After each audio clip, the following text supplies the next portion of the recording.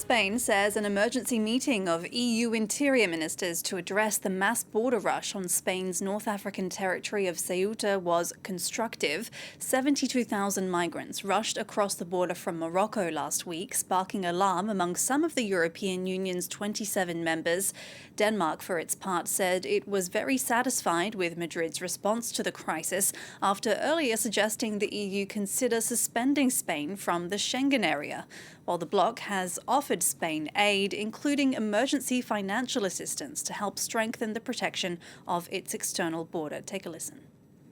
From the first moment, of course, what we did as a Commission, we offered support to Spain, both financially and operationally, and this includes emergency financial assistance to strengthen the protection of the external border in Ceuta, also supporting returns, of course, and also to prevent movements to the European Union. For more on this story, I'm joined in the studio by Kethevane Gorjestani, our international affairs editor. Kethevane, this comes then after days of tensions within the EU, but this seems to have subsided now. Yes, there's been really a complete change of tone from what we saw in the last few days, the really vicious criticism towards the Spanish government. And it seemed that the EU, or most of the EU, has sort of rallied back around Pedro Sanchez and his country. You had Magnus Brunner that we just heard there, who said that there was full solidarity with Spain around the table during that emergency meeting.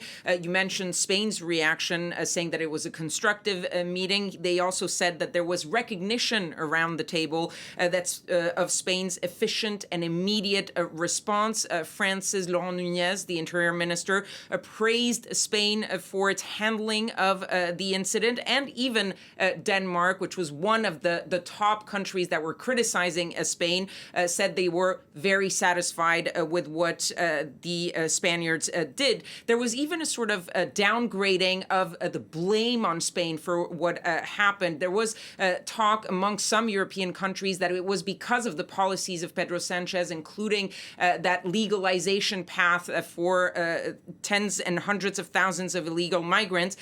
Magnus Brunner, he said this was not a very good signal for the rest of the EU, but he did specify that there was no direct link between those policies and what happened in Ceuta. He also said that the Schengen space was never in danger, was never breached. And finally, the Ceuta incident, he said, was fueled by smuggling networks and disinformation on social media. It was, in his words, not the fault of Spain, if you will. But even if you saw a rhetoric that has been cooling about what happened in Ceuta and how Spain has handled this, it has re-exposed once again the very divisive nature and divisive debate within Europe on the question of immigration, and especially on illegal migration.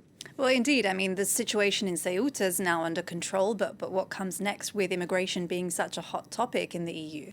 Well, look, first there'll be the sort of concrete elements as to what happened in Ceuta and how you move forward. They're saying now that 70,000 of those migrants have been returned to Morocco, but there's still about 2,000 there, especially minors. So you have to figure out what these people are going to be doing, where they're going to be staying. Then there are questions as to how the situation actually did happen. Was there a failure by Spanish authority? Was there a failure and a role played by Morocco? There are some people who are pointing the finger at Morocco, saying this could not have happened if the Moroccans, at the very least, didn't let it happen. And there's also a question that was asked to Magnus Brunner during that press conference as to who was behind the social media disinformation. And he did say it's too early to tell if Russia was involved, because often when there are attempts on social media to disrupt the tightness and the unity of Europe, eyes turned and fingers are pointed towards Russia.